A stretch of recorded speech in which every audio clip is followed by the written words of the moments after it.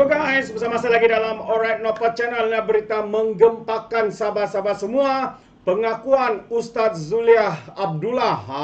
Mungkin ramai yang mengenali atau tidak kenal dengan Ustaz ini ya, bekas Imam Majlis Rusila ya, yang pernah taksub dan juga akhirnya mengetahui kebenaran. Jadi kalau kita lihat Ustaz ini adalah seorang imam Majlis Rusila Marang Terengganu, yaitu Ustaz Zuliadi Abdullah, pernah menjadi pentaksub pas akhirnya beliau menemui jalan sebenar Islam dalam erti sebenar. Jadi apa yang membuat beliau berubah sahabat semua? Jadi ini yang menarik untuk kita ikuti ya, pengakuan dan juga sebab beliau kembali kepada jalan yang benar ya, daripada terus menjadi pentaksub kepada parti PAS ini. Jadi tanpa buang masa ya, Brother Iswardi menemui ramah beliau dan kita mau mendengar sendiri jawapan daripada Ustaz ini sahabat-sahabat semua. Jadi ini dia.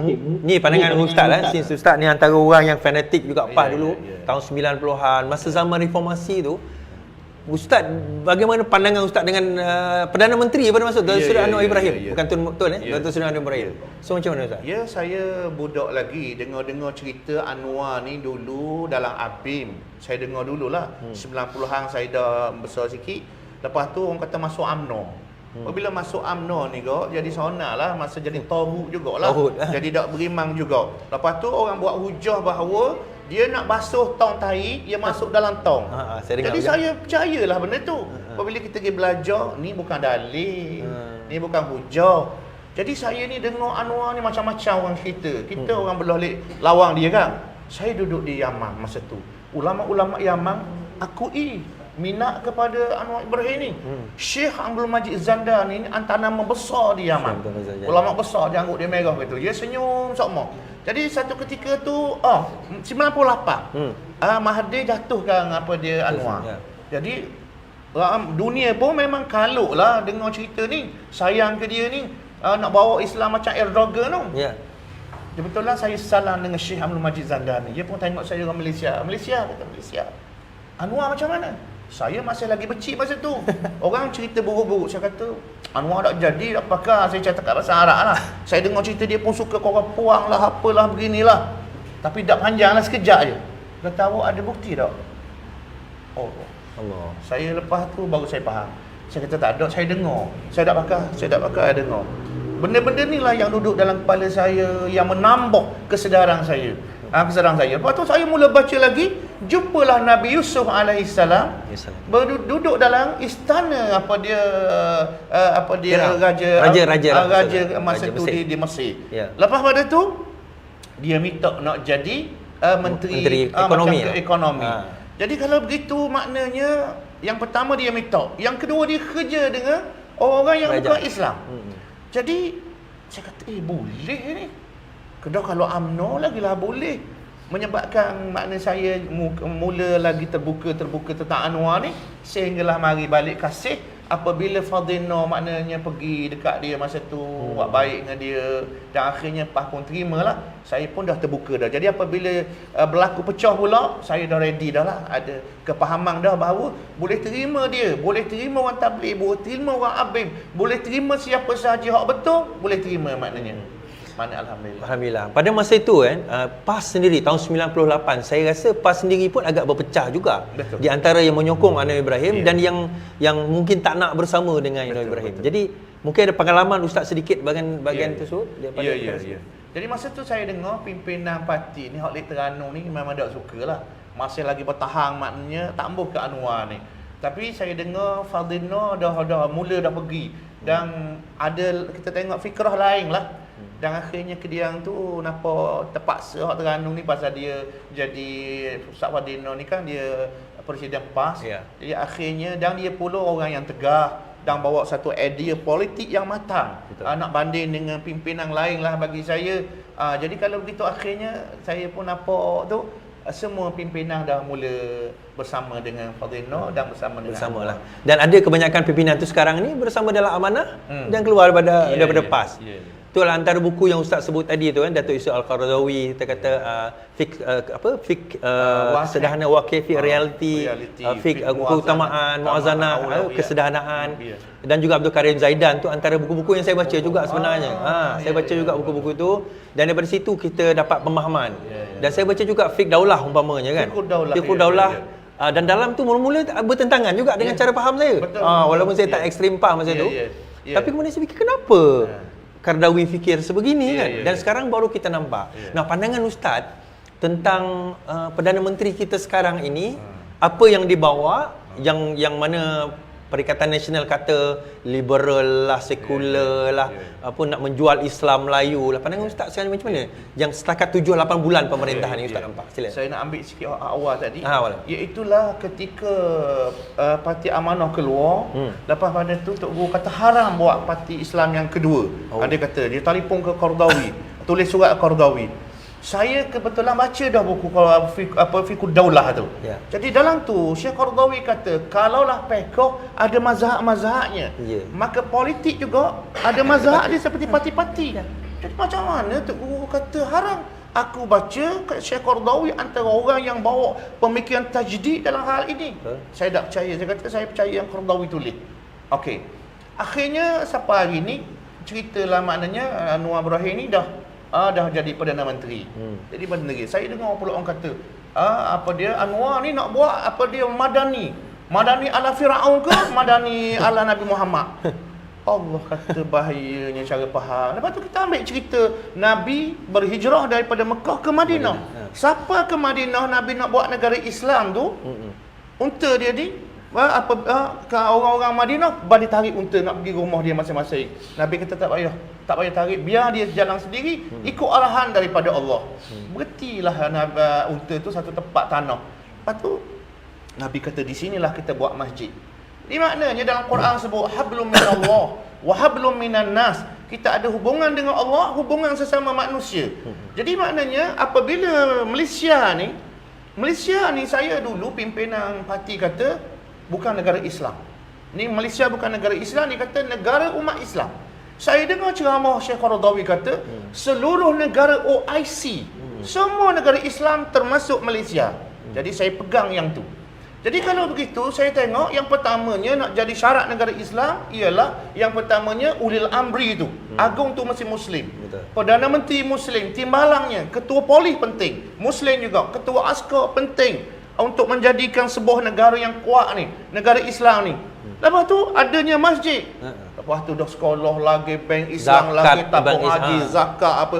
Sudah lengkap untuk menjadi negara Islam.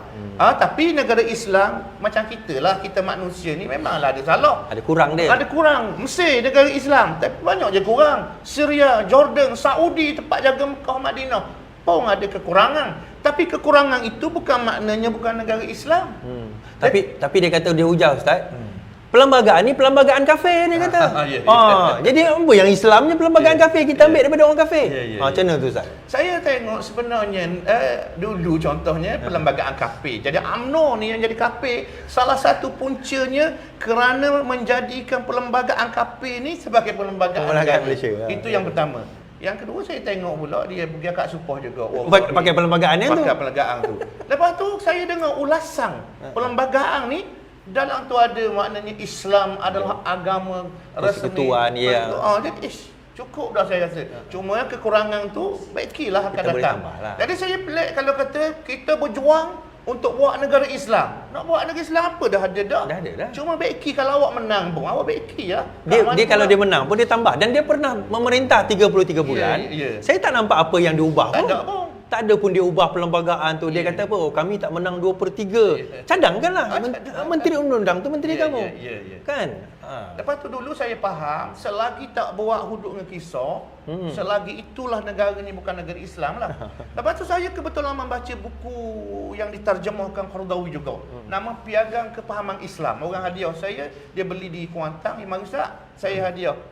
Buka saja saya buka je, jumpa tajuk yang saya nak. Syekh Qaradawi kata, malang orang Islam hari ini apabila menyebut syariat Allah, terus melihat kepada hudud dan kisah. Allah. Padahal syariat Allah tu banyak. Ya. Bab pemakanan, bab pakaian, bab akhlak, bab mana Bab bagi macam-macam. air kepada Bab- rakyat. bab- Pun Islam juga. Islam. Ha. Jadi tiba-tiba dia kata terus nampak hudud dengan kisah. Jadi maknanya hudud dengan kisah ni sebenarnya duduk di belakang. Ia bukan duduk di depan. Ya, ya. Bukan duduk di depan, dia duduk di belakang. Sebab tu Nabi, kata Syekh Qardawi, Nabi ni dia buat hudud dengan kisah ni 2 tahun lagi nak meninggal, nak wafat. Baru dia buat. Pasal apa buat ke dia? Kena buat ekonomi dulu. Buat Ekonomi, pendidikan dulu. pemahaman. Pemahaman dulu. Keimanan dulu. Biar kuat benda tu. Jadi akhirnya baru dia buat. Jadi kalau begitu hudud ni bukan nombor 1, bukan nombor 2, bukan nombor 3. Dia setelah berlakunya selesai landasan hok nak buat tu, barulah kita letak tapak dia yang molek.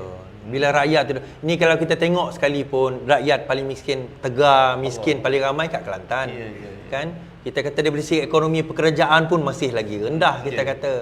Jadi macam mana kita nak bercakap soal hudud? Kan? Macam mana kita nak, bukan tak boleh. Benda tu sebenarnya sikit je. Dia akhirnya kalau kita kata 98% dah buat dah. Buat Tinggal kita nak tambah 2% lagi. Betul. Sikit lagi. Okey. Mungkin kita pun dah nak maghrib dah ni Ustaz. okey. Okey, mungkin penutup yang Ustaz boleh sampaikan. InsyaAllah ni sesi sangat menarik sebenarnya. Bagi saya kalau tambah lagi ni menarik ni kan. Tapi tak apa. Mungkin Ustaz boleh bagi rumusan apa pesanan kepada yang bakal mengundi. Tak kisahlah mana-mana parti. Nak undi siapa pun itu terpulang kepada mereka lah sebab Ustaz ni bukan orang parti. Dia bawa kepada pemahaman ilmu. Pemahaman pemikiran mencerdikkan umat bahawa kita memilih pilihan raya ini bukan pilih agama. Kita pilih pemerintah. Jadi sila Ustaz. Akhirnya saya ialah minta maaf lah juga kalau ada kesilapan, kelemahan saya. Yang penting saya nak beritahu bahawa dah kita dekat dengan pilihan raya mungkin dalam seminggu dah lagi ni. Jadi kita kena faham bahawa parti-parti ni adalah parti-parti. Parti-parti ni adalah daripada politik. Dan politik ni adalah urusan ijtihad. Dan parti-parti ni bukan makna kafir Islam bukan. Super je maknanya. Cuma pendekatan saja berbeza. Ada orang nak buat benda ni, ada orang nak buat benda B, ada orang nak buat benda C. A, B, C pun yang ada dalam Islam juga. Jadi kalau begitu janganlah maknanya kerana nak mengundi ni, hak ni kata dia parti masuk syurga, hak ni parti kata dia masuk neraka, hak ni kata parti ni akhirat kat gini mau nak duduk dengan siapa di padang mahsyar. Hak ni bukan, kita tidak ada pimpinan parti yang jadi hero di padang mahsyar. Yang jadi hero, yang jadi hebat di padang mahsyar nabi-nabi sahaja. Sahabat-sahabat yang janjikan dengan syurga. Jadi jangan kita nak angang-angang kayak gini aku nak bangkit dengan pimpinan ni. Jangan. Pasal mereka ni semua maknanya dalam keadaan bahaya, ketakutan pada hari kiamat nanti. Sebab dalam satu hadis Rasulullah SAW pun dia kata antara 3 golongan yang masuk neraka yang pertama antaranya adalah ulama, orang alim. Tapi dia sebenarnya kononnya dia berilmu, beramal supaya orang pandang dia. Ya, tak semestinya tuan-tuan. Tak ada jaminan. Kita pun tak ada jaminan. Jadi dalam masa yang sama juga jagalah ukhuwah. Maknanya nak main parti, nak main politik, nak semangat apa pun jangan sampai melampau.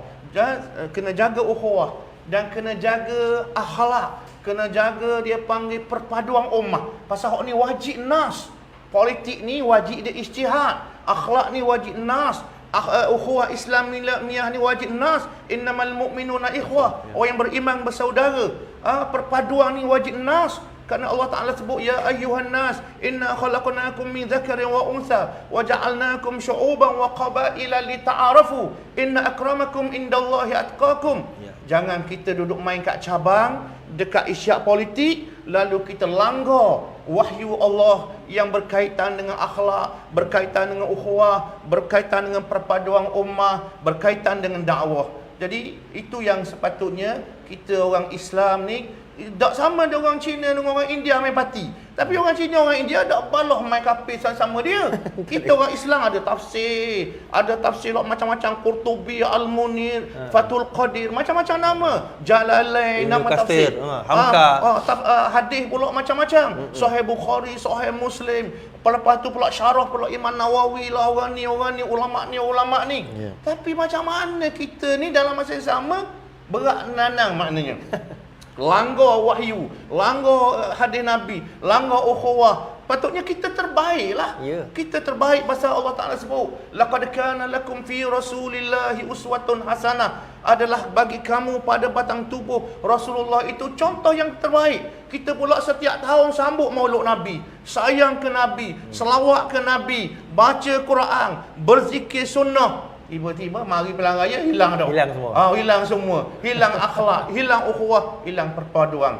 Jadi saya nasihat ke diri saya dan kepada orang yang duduk main dalam parti ni, terbukalah, berlaku adillah kepada semua, kasih sayanglah, doalah doa-doa hidayah, jangan doa-doa laknat, jangan doa-doa yang menghancurkan sesama kita ni. Doalah minta dengan Allah barakah, minta rahmat daripada Allah Subhanahu wa taala supaya kita selamat dunia dan akhirat. Allah. Ya, itu dia. Itu dia sahabat semua, sebentar tadi pencerahan ya daripada Ustaz Zuliadi Abdullah yang sebelum ini pernah menjadi pentaksub ya kepada Parti PAS, akhirnya menemui jalan ya erti Islam yang sebenar. Inilah yang dikatakan oleh Muhyiddin bahwa PAS ini adalah sebuah parti ajaran sesat, sahabat-sahabat semua. Dengan pencerahan yang dikatakan oleh Ustaz ini jelas bahwa mereka banyak menyeleweng, banyak terkeluar daripada makna Islam itu sebenar. Bukan saya katakan, tapi yang itu yang dimaksudkan ataupun dicerahkan oleh Ustaz Zuliadi ini. Jadi terima kasih sahabat semua. Sekiranya Anda mau memberikan sebarang komen, Anda boleh berikan komen Anda dalam ruangan komen. Tapi ingat, komen dengan cara berhemat, jangan menjadi seperti walaun-walautit, lebay-lebay dan juga geng sapu bersih apabila memberikan komen penuh dengan hasutan, kebencian dan juga fitnah melampau. Sepertinya mereka tidak punya otak, mungkin karena otak mereka tertinggal di dasar Laut Cina Selatan. Jadi sampai di sini saja, izinkan saya untuk mengundurkan diri dan seperti biasa, peribahasa mengatakan, tapapun kangkap, 2 tahun keinginan. Dalam bahasa Melayunya, tepuk dadah, tanya selera. Sekian saja pada Alright Nampak Channel. Kita berjumpa lagi dalam info dan update yang seterusnya. Sekian. Bye-bye.